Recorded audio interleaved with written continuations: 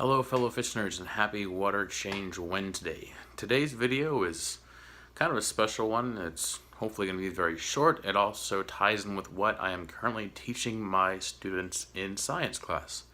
They're currently learning about the Chesapeake Bay watershed, a subject that is very near and dear to my heart. It's where my family is from on my mom's side. At least the Chesapeake Bay area. The entire watershed is where all of my family's from the entire Virginia area. So anyways, tonight's video is about one of the ways in which the Chesapeake Bay has declined in its environmental quality in the centuries since John Smith came here in 1607, first arrived in Jamestown. He didn't write about the bay grasses because who writes about bay grasses? Who makes a video about bay grasses? This guy. Anyways, since the Chesapeake Bay Foundation has been monitoring the status of the Chesapeake Bay grasses, it started in, I think, 1983, the year I was born. And at that time, there were, what they recorded was about 30,000 acres of Chesapeake Bay grasses, which is horrible, absolutely horrible, considering the Chesapeake Bay watershed goes through 6 states, I think, or includes 6 states. So 30,000 acres of bay grasses is sad. Since then, the Chesapeake Bay Foundation, along with other organizations, has been trying to restore the bay grass population and coverage in the Chesapeake Bay and its tributaries. One program that they do is a program called Grasses for the Masses. I've done it twice, I think. Once was somewhat successful and once was not so successful. They give you the supplies, they give you the seeds, and on a nice, hopefully sunny Saturday in April, you go to a spot on the James River near Shirley Plantation, a historical area, and you plant the Chesapeake Bay grasses you've been growing, in my case, in my classroom for the past few months. So this year, I did not participate in the Chesapeake Bay program, Grasses for the Masses, but a coworker of mine did. The coworker of mine that is doing the tanks for teachers, thanks to Bob Steenfott. So she had got some seeds and got it all set up, and she was running into some algae problems, as we completely understand that. And so I got some of the little seedlings, basically is what they are at this point. They're about 1 inch or so tall. From her, I got the algae off of them, and I planted them in my tanks, which do not have an algae problem, do not have algae bloom, and they seem to be doing better, as you'll see in the video after my theme song. So, about these. This species of Chesapeake Bay grass is called eelgrass. It is a freshwater plant species, which is great for freshwater hobbyists like myself.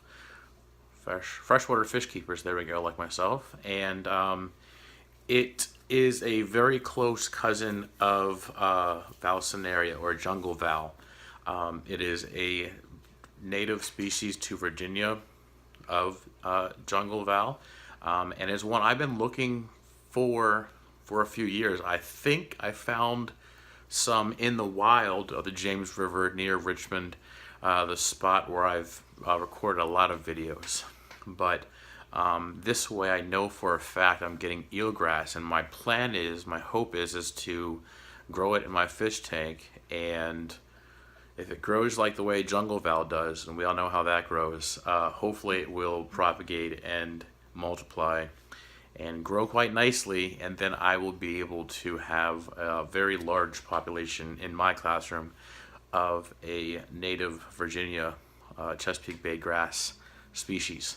And then next year I will hopefully have a lot to be able to plant in the Chesapeake Bay Foundation Grasses for the Masses program at Shirley Plantation on the James River. So anyways, I'm not going to ramble on anymore. It's really excited about it. Really excited to have a native Virginia plant species that does help filter the Chesapeake Bay. It absorbs nutrients, as we know. It helps to reduce erosion, hold sediment in place. It's a habitat and a nursery for blue crabs, which I love. They're super tasty. Scallops will live in them. Lots of fish will hide in them. So we all know the benefits of having live plants in our fish tanks. So they're even more important to have in our local waterways that we need to protect. So without any rambling for real, I'll see you on the other side. It's Mr. Science Geek. I hope my tanks don't leak. If it's information that you seek, and my videos take a peek, be sure to tune in each week. My singing and my jokes really reek. So here we have it. This tiny little seedling is a plant that I can't believe I'm this excited, and there's another one right there.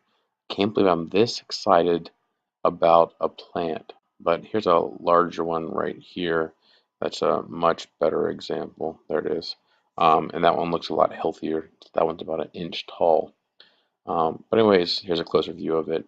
It's just super exciting to have a native plant. It's native to the Chesapeake Bay that could potentially help clean up the Chesapeake Bay to restore it to what it once was in 1607. In 1607, Captain John Smith wrote in his journals that you could see all the way through to the bottom. Imagine the Chesapeake Bay being as clear as the Caribbean. I don't think I'll see it in my lifetime, but one can hope, one can dream, and one can certainly try to make it better for their kids. Um, and this grass could help to do that, or could help lead us in the right direction to doing that, along with increasing the oyster population, fertilizing the fall only. People, please fertilize in the fall only. Do not fertilize in the spring. Please, if you could do that, pick up after your pets. The pet waste is another source of nutrient pollution. Please pick up after your pets. Those two things would help greatly. But anyways, I'm trying to do my part here by increasing the eelgrass population. Anyways, I hope you found this mostly educational, maybe informative, maybe entertaining, but I doubt it. I'm excited about it. I hope this is a change for the better for this Water Change Wednesday. So until next time, stay tuned and stay fishy, people.